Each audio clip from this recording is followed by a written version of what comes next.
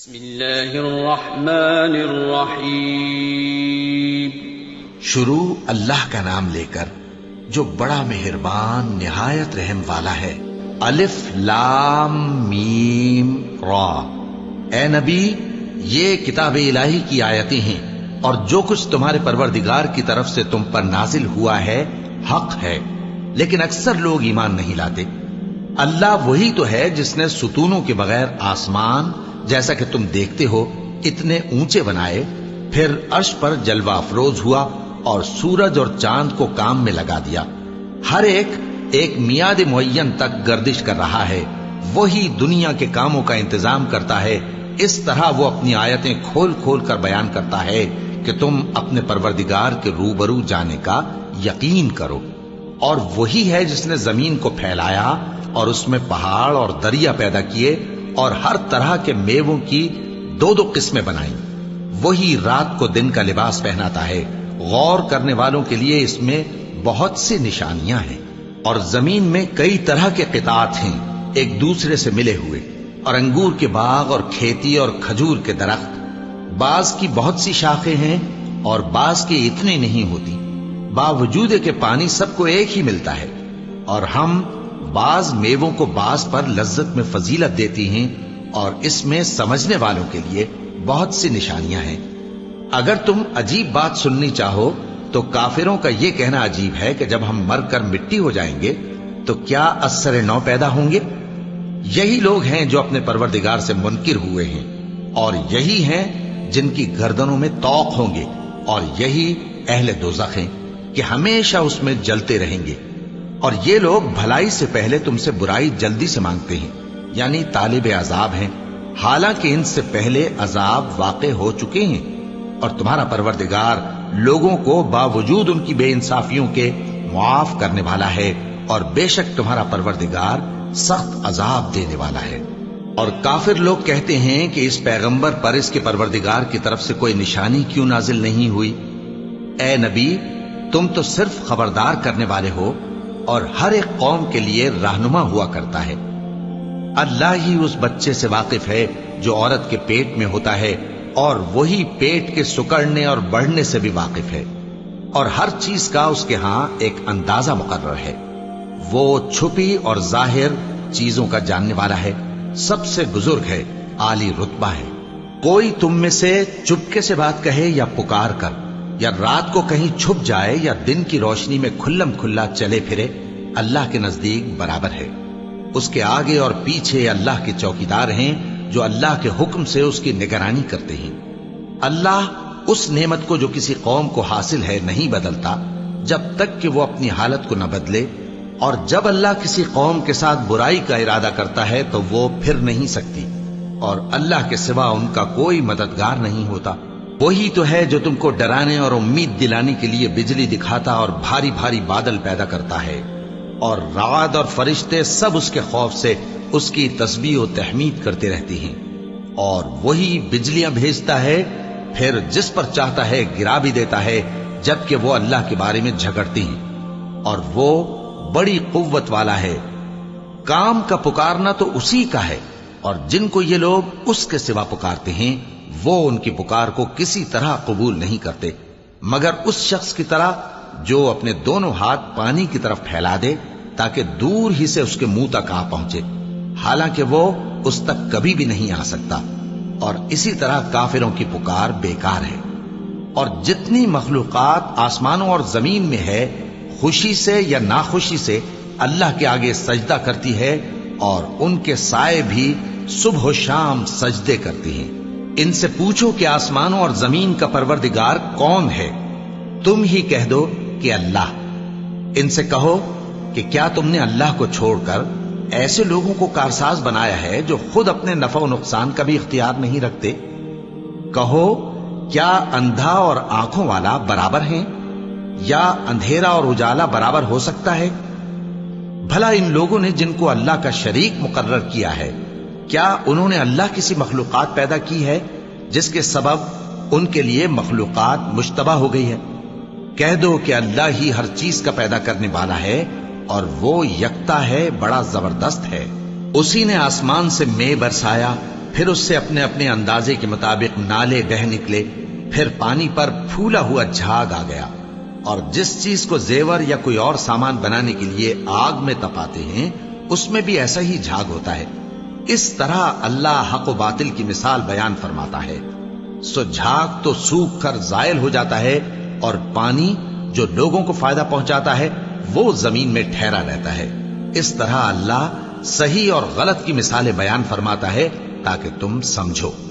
جن لوگوں نے اللہ کے حکم کو قبول کیا ان کی حالت بہت بہتر ہوگی، اور جنہوں نے اس کو قبول نہ کیا اگر روئے زمین کے سب خزانے ان کے اختیار میں ہوں تو وہ سب کے سب اور ان کے ساتھ اتنے ہی اور نجات کے بدلے میں صرف کر ڈالیں، مگر نجات کہاں؟ ایسے لوگوں کا حساب بھی برا ہوگا اور ان کا ٹھکانہ بھی دوزخ ہے، اور وہ بری جگہ ہے۔ بھلا جو شخص یہ جانتا ہے کہ جو کچھ تمہارے پروردگار کی طرف سے تم پر نازل ہوا ہے حق ہے، وہ اس شخص کی طرح ہے جو اندھا ہے، اور سمجھتے تو وہی ہیں جو عقل مند ہیں، جو اللہ کے عہد کو پورا کرتے ہیں اور قول و قرار کو نہیں توڑتے، اور جن رشتوں کے جوڑے رکھنے کا اللہ نے حکم دیا ان کو جوڑے رکھتے اور اپنے پروردگار سے ڈرتے رہتے اور برے حساب سے خوف رکھتے ہیں، اور جو اپنے پروردگار کی خوشنودی حاصل کرنے کے لیے مصائب پر صبر کرتے ہیں اور نماز پڑھتے ہیں، اور جو مال ہم نے ان کو دیا ہے اس میں سے پوشیدہ اور ظاہر خرچ کرتے ہیں اور نیکی سے برائی کو دور کرتے ہیں، یہی لوگ ہیں جن کے لیے عاقبت کا گھر ہے، یعنی ہمیشہ رہنے کے باغات جن میں وہ داخل ہوں گے، اور ان کے باپ دادوں اور بیویوں اور اولاد میں سے جو نیکوکار ہوں گے وہ بھی بہشت میں جائیں گے، اور فرشتے بہشت کے ہر ایک دروازے سے ان کے پاس آئیں گے اور کہیں گے تم پر سلام ہو، یہ تمہاری ثابت قدمی کا بدلہ ہے، اور عاقبت کا گھر خوب گھر ہے۔ اور جو لوگ اللہ سے پختہ عہد کر کے اس کو توڑ ڈالتے اور جن رشتوں کے جوڑے رکھنے کا اللہ نے حکم دیا ہے ان کو قطع کر دیتے اور ملک میں فساد کرتے ہیں، ایسوں پر لعنت ہے اور ان کے لیے برا انجام ہے۔ اللہ جس کا چاہتا ہے رزق فراخ کر دیتا ہے اور جس کا چاہتا ہے تنگ کر دیتا ہے، اور کافر لوگ دنیا کی زندگی پر خوش ہو رہے ہیں، اور دنیا کی زندگی آخرت کے مقابلے میں بہت تھوڑا سامان ہے۔ اور کافر کہتے ہیں کہ اس پیغمبر پر اس کے پروردگار کی طرف سے کوئی نشانی کیوں نازل نہیں ہوئی؟ کہہ دو کہ اللہ جسے چاہتا ہے گمراہ کرتا ہے، اور جو اس کی طرف رجوع ہوتا ہے اس کو اپنی طرف کا رستہ دکھاتا ہے، یعنی ان کو جو ایمان لاتے اور جن کے دل اللہ کی یاد سے آرام پاتے ہیں ان کو۔ اور سن رکھو کہ اللہ کی یاد سے ہی دل آرام پاتے ہیں۔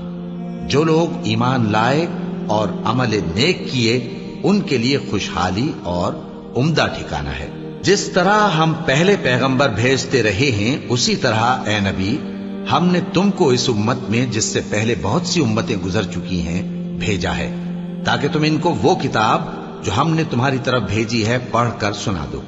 اور یہ لوگ رحمان کو نہیں مانتے، کہہ دو وہی تو میرا پروردگار ہے، اس کے سوا کوئی معبود نہیں، میں اسی پر بھروسہ رکھتا ہوں اور اسی کی طرف رجوع کرتا ہوں۔ اور اگر کوئی قرآن ایسا ہوتا کہ اس کی تاثیر سے پہاڑ چل پڑتے یا زمین پھٹ جاتی یا مردوں سے کلام کر سکتے تو کیا یہ لوگ ایمان لے آتے؟